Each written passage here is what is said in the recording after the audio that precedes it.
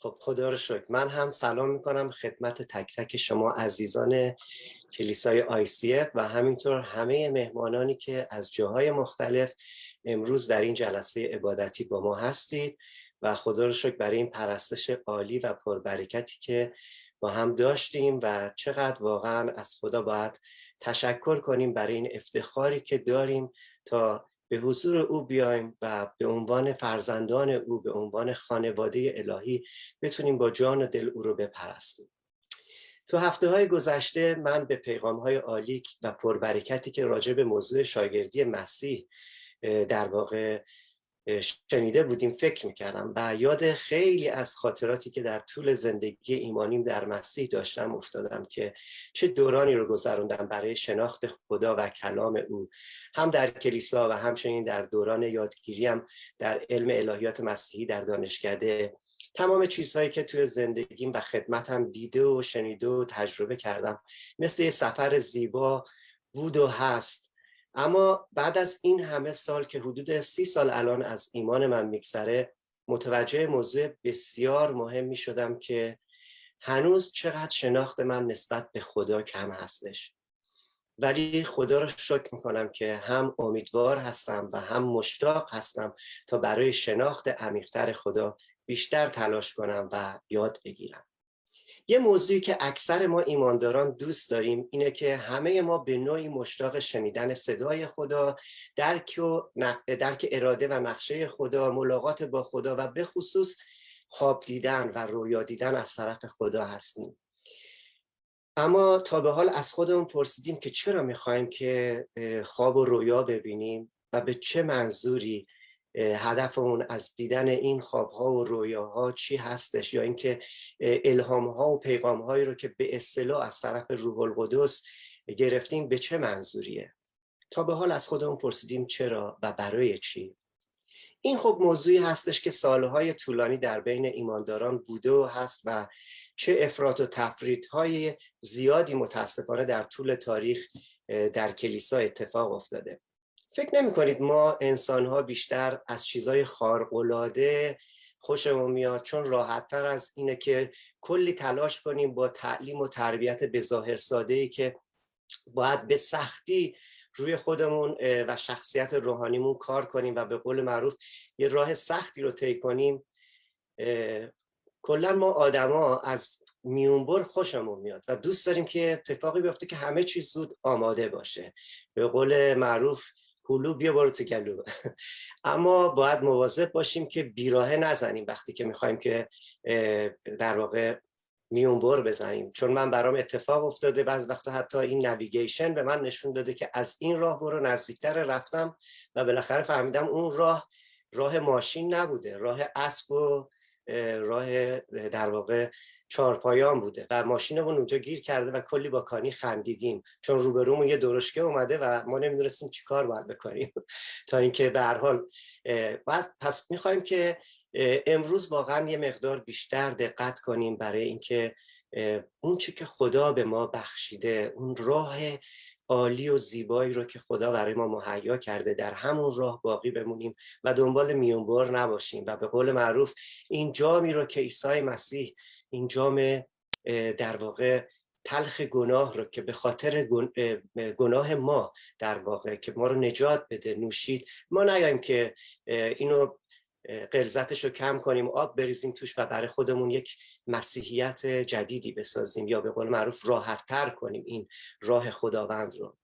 من میخوام چند تا از تجربه‌هایی که خودم توی زندگیم داشتم بابت همین خواب‌ها و اینطور مسائل میخوام بگم.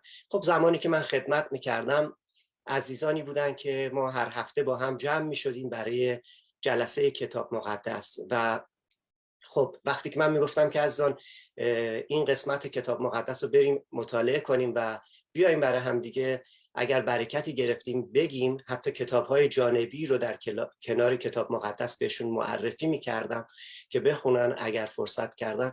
و وقتی جمع می‌شدیم خب مردم در سختی و مشکلات بودن، قابل درک بود. من هیچ وقت سعی میکردم که به روشون نیارم، حداقل دور هم جمع میشدیم، با هم دعا میکردیم و قسمتی از کلام خدا رو میخوندیم و بررسی میکردیم. ولی وقتی ابتدای جلسه من میپرسیدم که عزیزان چه کسی این هفته برکتی داره میخواد با ما به اشتراک بذاره، یک عزیزی بود که همیشه دستشو بلند میکرد و میگفت من.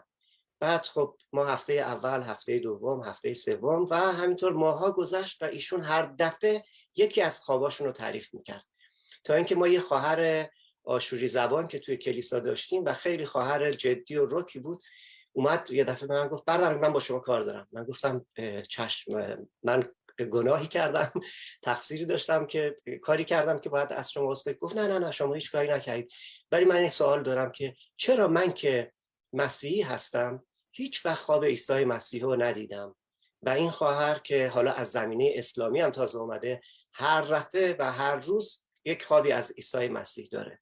من گفتم اتفاقا سوال خوبی میکنی، من خیلی وقت دردم این هستش که در مورد این موضوع صحبت کنم، پس لطفاً تو گروه سوال کنید و به امید خدا که با هم جوابشو بشنویم. و اون هفته دعا کردم. به هر حال کوتاه کنم این داستان رو، وقتی که هفته بعد اومدیم دوباره من گفتم عزیزان چه کسی برکت داره، این خواهری که هر هفته خواب میدید دستشو بلند کرد. گفتم خواهر قبل از اینکه شما از خوابتون بگید، چون کاملا مشخص بود که دوباره یه خوابی رو میخواد تعریف کنه و بهشون گفتم که لطفاً صبر کنید، خواهر عزیزی که آشوری هستن یه سوالی دارن و ایشون سوالشون رو پرسید که چرا من خواب نمیبینم و ایشون خواب میبینن. گفتم هدف از خواب دیدن، اینکه خواب عیسی مسیح رو ببینیم، چی هستش؟ آیا این نیستش که ما میخوایم اراده خدا، خواست خدا و رابطه با خدا داشته باشیم و بفهمیم که در دل خدا چه میگذره؟ گفتن بله. گفتم خب کلام خدا رو بلند کردم، گفتم که این که نامه عاشقانه خدا به تک تک ما هستش، خدا از طریق کلامش با ما سخن میگه.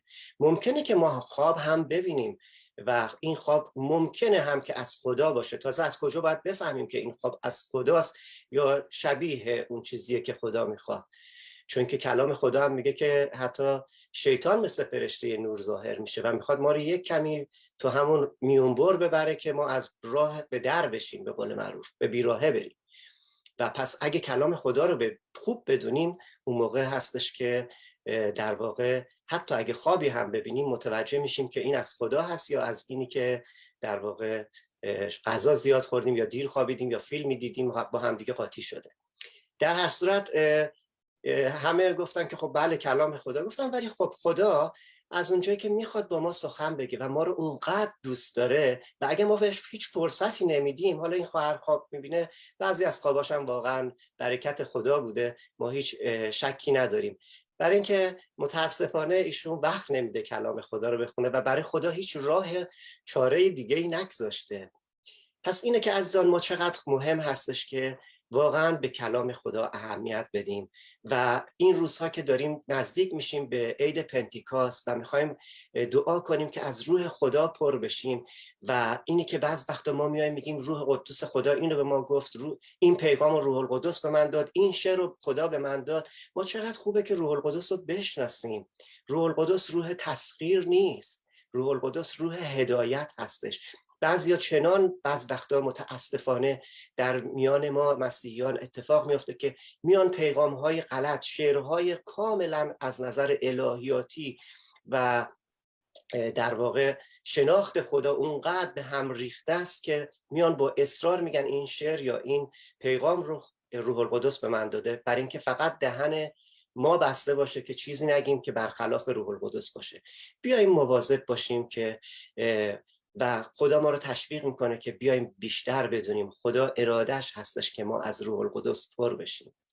پس چون در مورد شاگردی این روزها میخونیم، بیایم دعا کنیم که امروز خدا با قلب ما سخن بگه.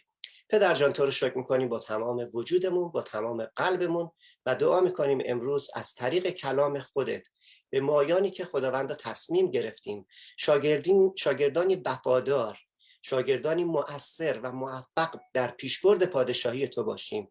به ما کمک کن خداوند که امروز از کلام تو آنچه که میخوایی با ما سخن بگویی یاد بگیریم و با قوت روح القدس انجام بدیم. در نام پرجلال عیسی مسیح آمین. شاگرد مؤثر بر اساس روش خداگونه ساخته میشه و بر عشق و محبت خدا که بر مردم ظاهر میشه عمل میکنه. در یوحنا باب 15 آیه 16 تا 17 رو میخونیم که کلام خدا میگه شما نبودید که مرا برگزیدید، بلکه من شما رو برگزیدم و مقرر داشتم تا بروید و میوه آورید و میوه شما بماند، تا هرچه از پدر در نام من خواستید به شما عطا کند. حکم من به شما این است که یکدیگر را محبت نمایید. وقتی که ما نگاه میکنیم میبینیم که در واقع این خدا بوده که ما رو برگزیده و ما نبودیم که خدا رو برگزیدیم و او ما رو مقرر داشته تا میوه بیاریم. ولی وقتی که آیات یک کمی ابتدایی تر، یعنی اوایل همین باب رو ما میخونیم، آیات در واقع 1 تا 5 رو من میخوام از باب 15 یوحنا هم قرائت کنم که چقدر این قسمت مهم هستش. میگه که عیسی مسیح میگه من تاک حقیقی هستم و پدرم باغبان است. هر شاخه‌ای که در من میوه نیاورد آن را قطع میکند و هر شاخه‌ای که میوه آورد آن را هرس میکند تا بیشتر میوه آورد. شما همکنون به سبب کلامی که به شما گفتم پاک هستید. در من بمانید و من نیز در شما میمانم. چنان که شاخه نمیتواند از خود میوه آورد، اگر در تاک نمانید شما نیز نمیتوانید میوه آورید. اگر در من نمانید من تاک هستم و شما شاخه های آن. کسی که در من میماند و من در او میوه بسیار میآورد، زیرا جدا از من هیچ نمیتوانید کرد. پس حقیقتش اینه که ما بدون مسیح هیچ ثمری نداریم و هیچ میوه‌ای نمیتونیم داشته باشیم. مسیح ما رو به عنوان شاگردان عزیز خودش انتخاب کرده و اونقدر ما رو دوست داره که اومده جان خودش رو برای ما فدا کرده، این محبت و عشق خودش رو برای ما ثابت کرده. اومد به خاطر گناهان ما روی صلیب رفت، مرد، دفن شد و بعد از 3 روز قیام فرمود تا به ما حیات جاودانی بخشه. و این حیات جاودانی شروعیه که ما وقتی که ایمان آوردیم این که بدونیم که او ما رو انتخاب کرده و این فرصت رو به یک ما عطا کرده تا در او بمانیم و رشد کنیم و میوه بیاریم. پس به عنوان شاگردی خوب فرصت رو غنیمت بشمریم و میوه بیاریم و محبت خدا رو که چقدر در کلام خدا ما ببینیم که خود خدا که محبته، خدا همه جا اشاره میکنه به ما که محبت من رو به جا بیارید، محبت را به جا آورید، نه در کلام و زبان بلکه در عمل و راستی. یکدیگر را محبت کنید و ما میبینیم دائما این کلمه محبت مثل این که قوت و عصای دست زندگی ماست. این کلمه محبت که خود خداست مثل این که قلب و وجود ماست.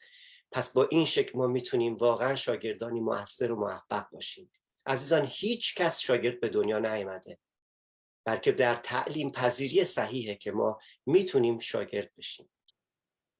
پس پیغام امروز من هست شاگرد مؤثر و موفق.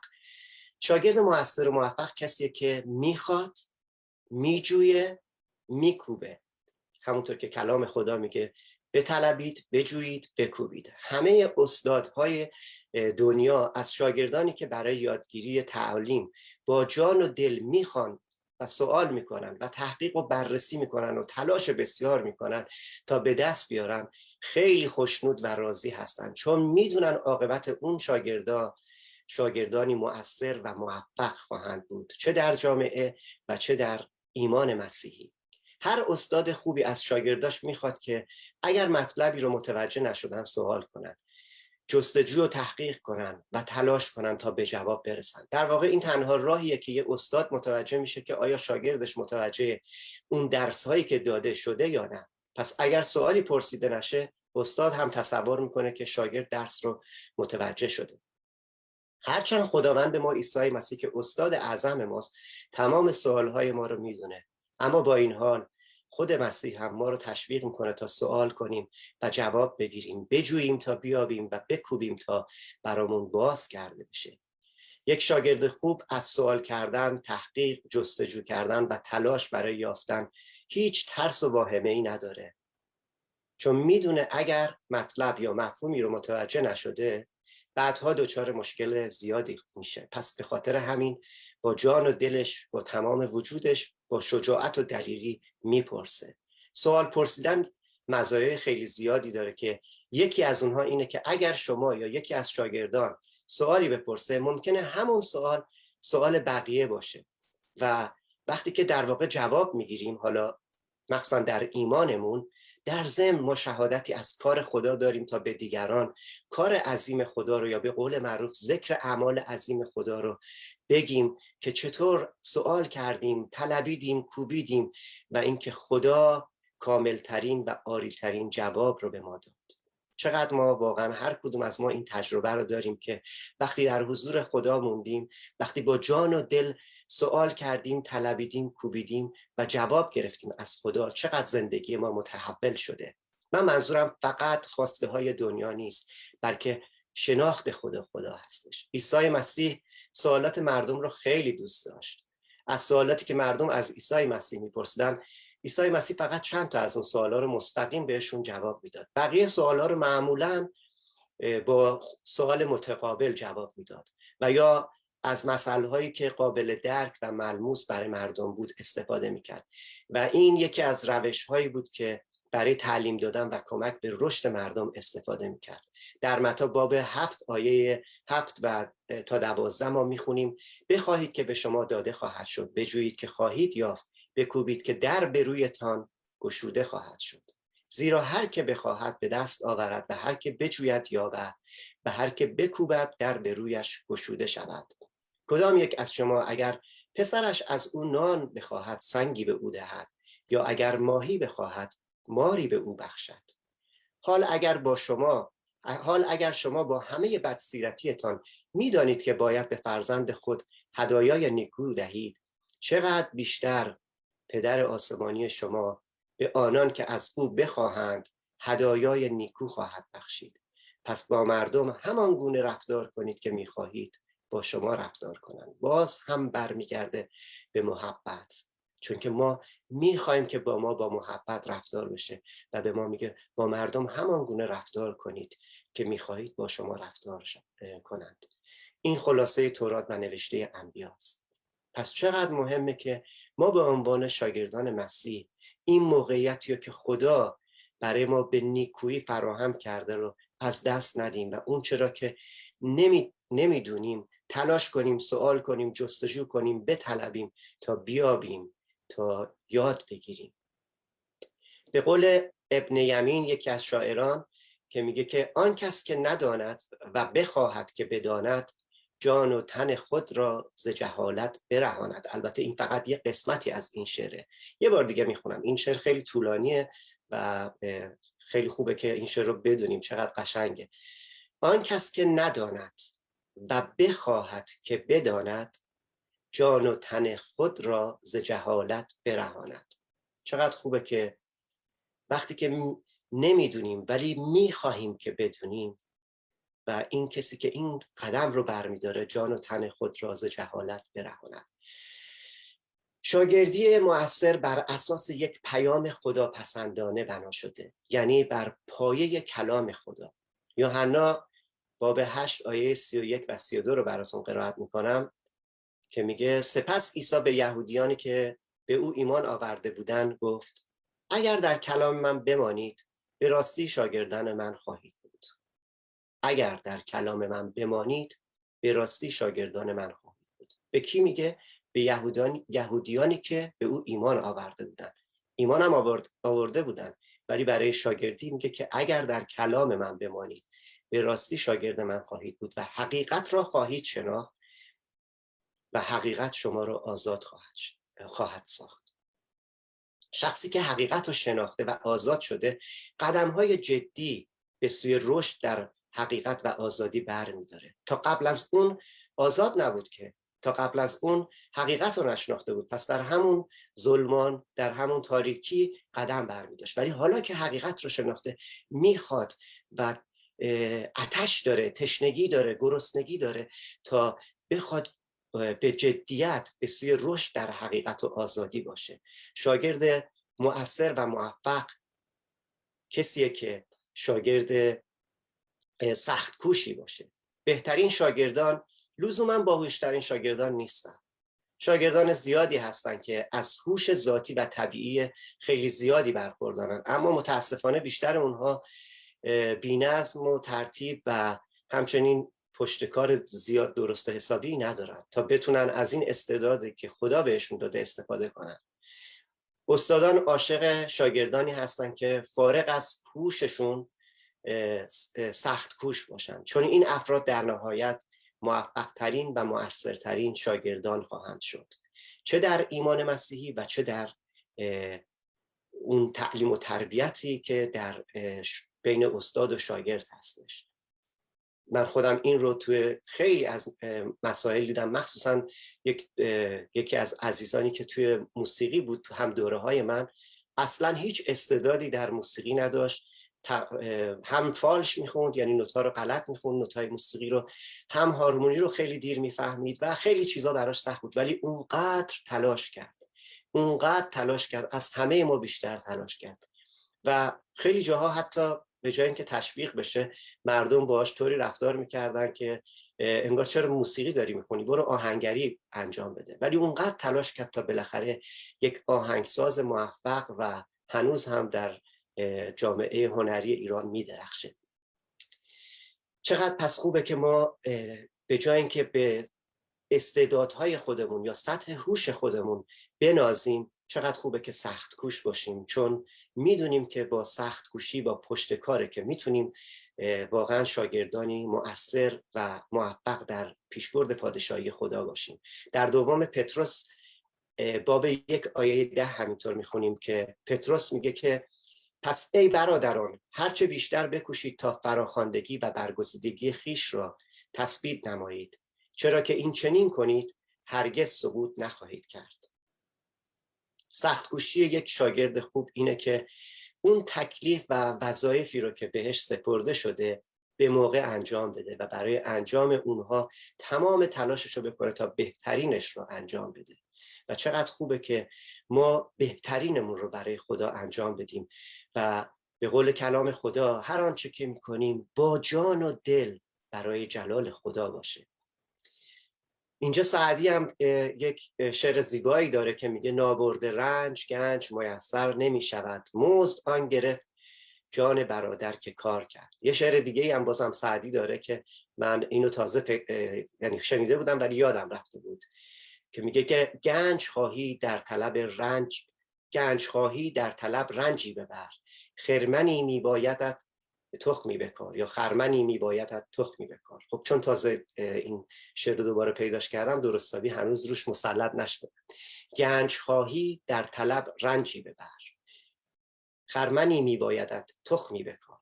پس هیچ شکی نیستش که در واقع شاگردی بدون تلاش و پشتکار هیچ موفقیتی به دست نمیاره. باید کوشید تا بتونیم در مسیر زندگی با مسیح و شاگردی او با تحمل و سختی به موفقیت برسیم. شاگرد باید سختی‌های دوران زندگیش رو با صبر و تلاش و تحمل و خوشی بگذرونه که موفق بشه، چون که در مثل یک عشق میمونه. در عشق همه چیز راحت نیست، خیلی جاها بها پرداخت میشه و هر موقعیتی، هر موفقیتی یه بهایی داره و برای به دست آوردن اون باید هزینه کرد. هزینه‌ای که یه شاگرد باید انجام بده اینه که سرسپرده، وقف کامل تمامیت وجود و زندگیش باشه شاگرد مسیح و به کارگیری فکر و هوشش همراه با تلاش و پشتکار باشه. در متی باب 7 آیه 13 و 14 چقدر زیبا کلام خدا میگه از در تنگ داخل شوید، زیرا فراخ است آن در و عریض است آن راه که به هلاکت منتهی می شود و داخل شوندگان آن بسیارند، اما تنگ است آن در و سخت است آن راه که به حیات منتهی می شود و یابندگان آن کم. موفقیت شاگرد مسیری داره که باید با عزمی راسخ اون طی بشه تا به هدف برسه، تا یک شاگرد مؤثر و شاگرد موفق برای پیشبرد پادشاهی خدا باشه. شاگرد مؤثر بر اساس انگیزه خداگونه بنا میشه که رضایت خدا رو جلب کنه، اون قلب خدا رو به دست بیاره. مزمور 51 آیه 10 و 11 چقدر قشنگ این سراینده مزمور میگه خدایا دلی طاهر در من بیافرین و روحی استوار در من تازه ساز. مرا از حضور خود به دور میفکن و روح قدوس خود را از من مگیر. و همینطور کولوسیان باب 1 آیه 10 به ما میگه تا رفتار شما شایسته خداوند باشد و بتوانید او را از هر جهت خوشنود سازید، یعنی در هر کار نیک ثمر آورید و در شناخت خدا رشد کنید. بله، خداوند میخواد که ما به عنوان شاگردان ثمر بیاریم. شاگرد مؤثر و موفق کسیه که به دنبال فرصتهای تازه برای یادگیریه. موفق ترین شاگردان از فرصتهای بی‌نظیر یادگیری نهایت استفاده رو میکنن و برای آموزشی که میگیرن ارزش قائلن و بها پرداخت میکنن. عیسی مسیح معمولا با طرح سوالاتی که تفکر آمیز و اینکه ذهن مردم رو به چالش بکشه با مردم صحبت میکرد و اونها رو به سوی حقیقت هدایت میکرد. چه میخواهید؟ دنبال چه میگردید؟ ما این آیه رو کجا میبینیم؟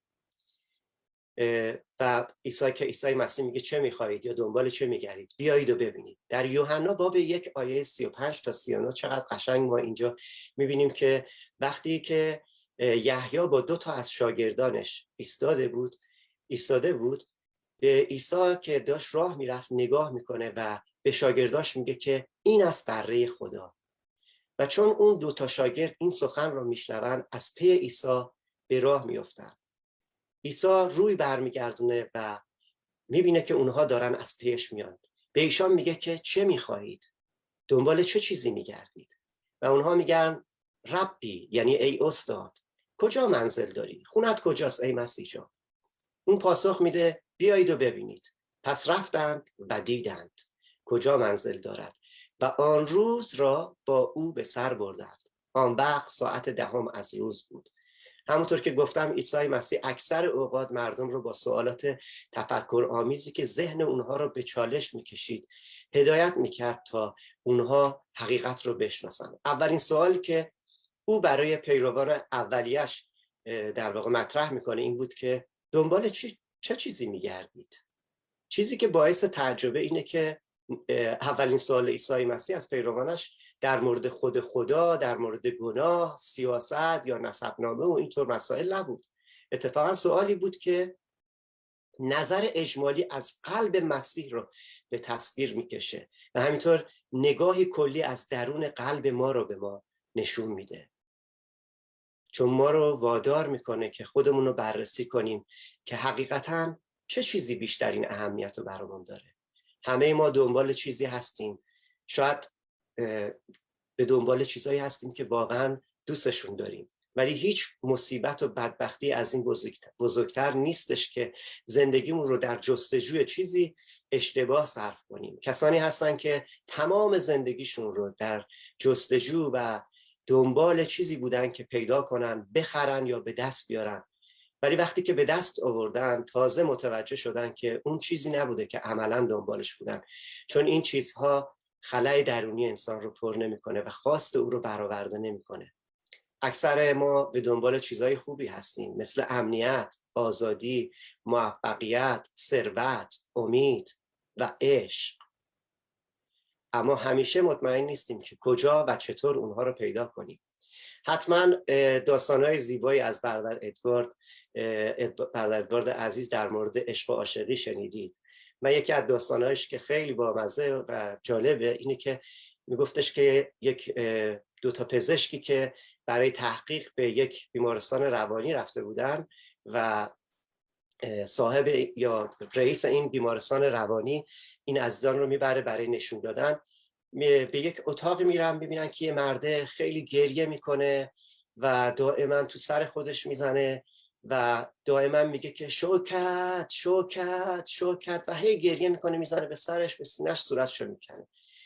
بعد میگن که چی شده اینا؟ میگن هیچی، ایشون یه خانومی رو دوست داشته اسمش شوکت بوده، بهش ندادن و به خاطر همین مریض شده، حالت روانی پیدا کرد و به بیمارستان آوردن.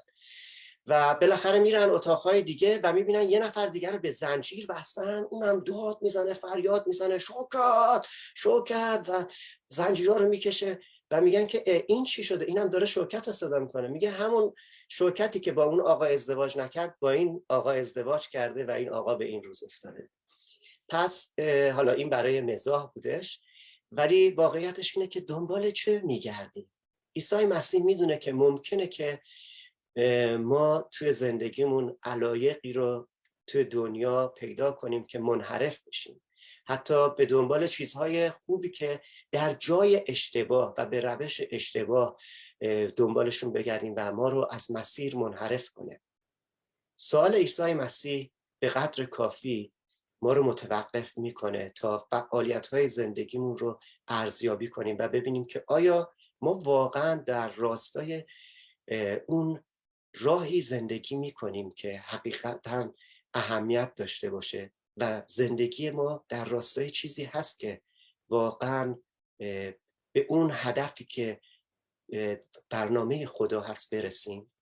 خبر خوش اینه که عیسی مسیح در همون نظر اجمالی از قلب خودش به ما نشون میده که چقدر واقعا به فکر ما هستش، چقدر ما رو دوست داره و همینطور قلب ما رو به ما نشون میده که ما دنبال چه چیزایی میگردیم و اجازه میده که ما نسبت به اون یک بازنگری داشته باشیم. در یوحنا باب 1 آیه 35 تا 39 میبینیم که عیسی مسیح با اون دو مرد که صحبت میکرد به اونها پیشنهاد میکنه که با او رابطه برقرار کنه. امروز عیسی مسیح به ما پیشنهاد میکنه که با او رابطه داشته باشیم. اونها در پاسخ از عیسی مسیح میپرسن که او کجا زندگی میکنه. عیسی مسیح جواب میده که بیایید و ببینید. ولی میتونست عیسی مسیح به اونها فقط آدرس خونه‌شون رو بده، ولی میخواد که با اونها وقت داشته باشه. این دعوتیه که عیسی به اونها در واقع از اونها به عمل میاره و اون واقعا میخواد که با اونها وقت داشته باشه. امروز عیسی مسیح میخواد واقعا با ما وقت داشته باشه عزیزان. در یک صحبت کوتاه عیسی با یک سوال حرکت میکنه و ما رو دعوت میکنه. زندگی و قلبمون رو باید بررسی کنیم و به دعوتی که خدا از ما به عمل میاره اینه که بیاییم و ببینیم چیزی که دنبالش هستیم آیا حقیقتاً نهایتش ملاقات با خدا میشه؟ اگر اون دعوت مسیح رو بپذیریم و طبق کلام او زندگی کنیم، در کلام او بمانیم، حقیقتاً شاگرد مؤثر و مفید برای او خواهیم بود. چه میخواهید؟ دنبال چه میگردید؟ بیایید و ببینید. یه شعری داشت سهراب سپهری، میگفت خانه دوست کجاست. فریدون مشیری یک شعری در جواب در واقع سهراب سپهری نوشته و حالا امروز هم منم یه شعری در جواب، نه که در جواب ولی در ادامه شعر فریدون مشیری نوشتم. حالا من اول شعر فریدون مشیری رو میخونم. من دلم میخواهد خانه ای داشته باشم پر دوست، کنج هر دیوارش دوستهایم بنشینند آرام. گل بگو گل بشنو، هر کسی میخواهد وارد خانه پر عشق و صفایم گردد. یک سبد بوی گل سرخ به من هدیه کند. شرط وارد گشتن شستشوی دلهاست، شرط آن داشتن یک دل بیرنگ و ریاست. بر درش برگ گلی میکوبم، روی آن با قلم سبز بهار می نویسم ای یار خانه ما اینجاست. تا که سهراب نپرسد دگر خانه دوست کجاست. من باید یعنی ما باید میتونستیم، کاش که میشد به فریدون مشیری عزیز میگفتیم که او خب سال 2000 فوت کرده، البته میشد بهش گفت که این خانه دوستی که آرزویش رو داری، چون اونم آرزوشو داشتش. میگه من اول شعر میگه من دلم میخواهد، یعنی آرزو داره میکنه. ولی کاش که میشد بهش بگیم که این خانه در واقع که تو دنبالش داری میگردی، خانه دوستی که آرزوشو داری، و سهراب سپهری هم میگه این خانه کجاست، خانه خدای ما عیسی مسیح. قلب اوست که خانه ماست. اون خانه دوست همون قلب عیسی مسیحه. هرچند این دوتا شاعر فوت کردن، اما چقدر خوبه که به طرفداران و شیفتگان این اشعار بگیم. حالا این شعر منه: خانه ای داریم که از خاک و گل و آهن نیست، بلکه از جان و دل و گوشت و خون، که تمامی از عشق. خانه دوست ما قلب مسیحای خداست. او که جانش بهر ما داد و فدا کرد خود را، مرد و برخاست ز قبرش تا دهد جان و حیات و زندگی تا به ابد، و شده قلبش همیشه خانه امن و امان هر احد. باشه که واقعا زندگی ما، وجود ما در دستان خدا و در خانه امن خدا که قلب پرمهر و محبت خداوندمون عیسی مسیحه باشه و بتونیم برای او شاگرد موفق و مؤثری باشیم. شاگرد مؤثر و موفق کسیه که همیشه تمایل به اطاعت کردن داره. آیا کتاب مقدس را نخوانده اید؟ این آیه رو ما کجا میبینیم؟ در متی باب 24 آیه 35 میبینیم که کلام خدا میگه زمین و آسمان و زمین زائل خواهد شد، اما سخنان من هرگز زوال نخواهد پذیرفت. و وقتی که ما در متی باب 19 میخونیم متوجه میشیم که فریسیان که نزد عیسی اومده بودن تا عیسی مسیح رو در واقع آزمایش کنن، اونها میپرسن که آیا جایزه که مرد زن خودش رو به هر دلیلی طلاق بده؟ عیسی مسیح در پاسخ میگه مگه نخوندید که آفریننده جهان در آغاز ایشان را زن و مرد آفرید؟ و اینجا عیسی مسیح شروع میکنه به اونها همون کلامی رو که در واقع اونها خونده بودن و میخواستن یه جورایی از زیرش در برن، به اونها دوباره میگه. عیسی مسیح طبق روال معمول خودش باز هم به یک سوال با سوال متقابل پاسخ میده. اون میپرسه مگه نخوندید؟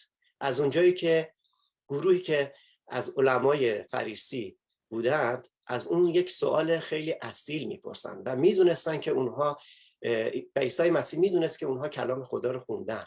اونها نه اینکه نمیدونستن تو کتاب مقدس چی نوشته شده، بلکه سوال میکردن چون نمیخواستن طبق چیزی که توی کتاب مقدس هست عمل کنن.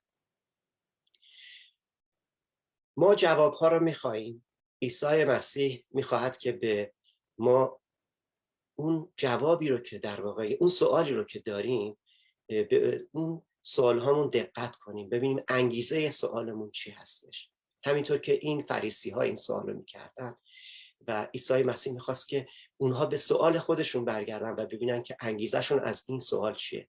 غالبا مسئله این نیست که آیا ما کتاب مقدس رو خوندیم یا نه، بلکه مهمتر اینه که ما نمیخوایم از کتاب مقدس متاسفانه بعضی اوقات اطاعت کنیم و میخوایم که در واقع فکر کنیم که کلید رشد در پیروی عیسی بیشتر یاد گرفتنه. یعنی میخوایم که یه چیز جدید یاد بگیریم یا یه طریق دیگه ای رو در واقع پیش بکشیم. اگه ایمان ما به عیسی مسیح کاملا تازه است، یعنی نوع ایمان هستیم، اون موقع این میتونه مهم باشه، چون که ما باید یاد بگیریم، چون ما نمیتونیم از چیزی پیروی کنیم که نمیشناسیم. پس برای شناختن باید بیشتر یاد بگیریم. این قسمت رو من به طور خاص برای کسایی میگم یا برای خودمون میگم که کلام خدا رو بیشتر میدونیم. اما برای اونایی که مدت هاست در ایمان هستن، ما بعضی اوقات هم از فربهی و اون چاقی اطلاعاتمون رنج میکشیم. به جای اشتیاق برای بکارگیری کلام خدا دائما در حال گرفتن اطلاعات کتاب مقدسی هستیم.